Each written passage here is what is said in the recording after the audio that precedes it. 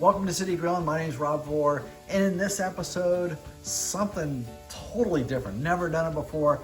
I was out with a neighbor of mine, and he says, "Hey, have you ever used mayonnaise on a steak or a pork chop?" And I said, "What are you talking about?" So he explained it to me, and I looked it up on the internet too. So here it is. I have like these colossal, jumbo, prehistoric, I gotta say even caveman style pork chops, right? These are like 2.5 inches thick. Giant pork chops. I've put a little onion powder, garlic powder, and a little black pepper on here to help season both sides. And so what I'm gonna do is take some mayonnaise, right? This good old mayonnaise, and just slather it across the top of this. And we're gonna pan sear these out on the grill on both sides, right? And then we're just gonna let them cook. So I'm gonna go ahead and put this mayonnaise on. I don't need any oil or anything like that, because guess what? There's oil inside this mayonnaise, right? So go ahead and I'm gonna put that on somewhat thick, not super thick, but thick enough, just like so. Hold the rest for the other side, and then I'm gonna sprinkle some of this black pepper and garlic seasoning that I have. It's really good. It's great on steaks. It's great on just about anything. Get that at the grocery store. Anyways, this is ready to go. Well, I have an iron skillet outside, and we're gonna pan sear each side, okay? All right, we're out at the grill. I have my grill on. It's almost 400 degrees inside my grill because I'm gonna end up cooking these. But first, I wanna pan sear these caveman, prehistoric, I don't know, Brontosaurus pork chops, right? So I'm gonna take one of them and put them in my hot iron skillet, just like so.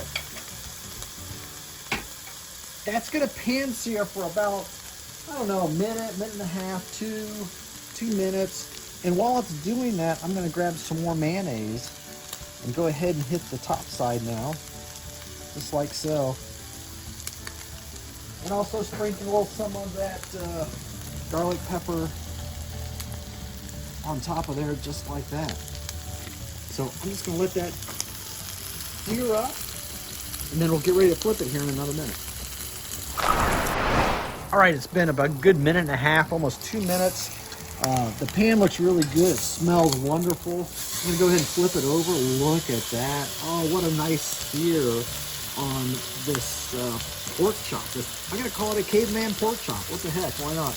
I'm gonna do the other side again for a minute, minute and a half here, 2 minutes max. I'm gonna watch a little bit, and I'm gonna stick it inside the grill. All right, it's been again another minute and a half to 2 minutes, searing the bottom side. Now, if you want to, you can see the side here. If you want to sear that a little bit, just lay it on the skillet, just like so, right, to help sear that up. That's an option. You don't have to do that.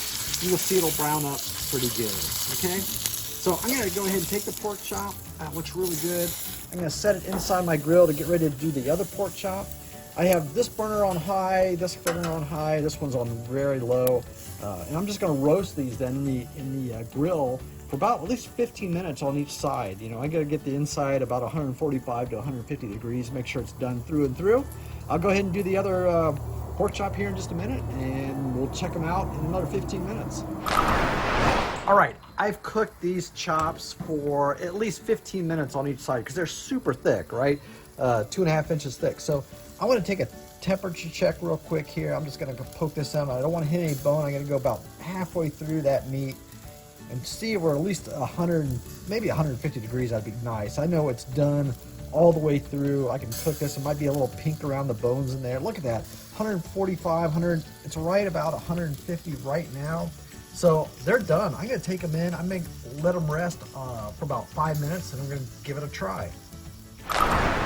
Okay, I brought in these caveman prehistoric pork chops, right? With that mayonnaise, I don't know whether to call that a seasoning, but mayonnaise over top with the seasonings on it. So let's go ahead and slice into this beast. So look at that, it's done inside, absolutely. If there's just a little bit of pink, that's fine. You can have a little bit of pink in a pork chop. I'm just gonna slice us a little bit here. It's pretty hot, I gotta give this a try. Whoops. If I could get my knife to cut, that'd be even better. Here we go. Go ahead and take that off of there. I gotta break that down a little bit. I don't wanna burn my mouth. That's super hot. I gotta try this, right? Oh yeah, excellent. Definitely try this recipe. That mayonnaise pan-seared works very well. Whatever kind of seasonings you want, you know, you could go with some sort of rub or spicy seasoning. That would taste good too.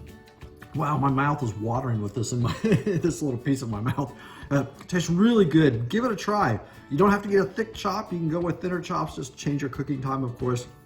Subscribe to my YouTube channel and get the recipe at citygrill.com.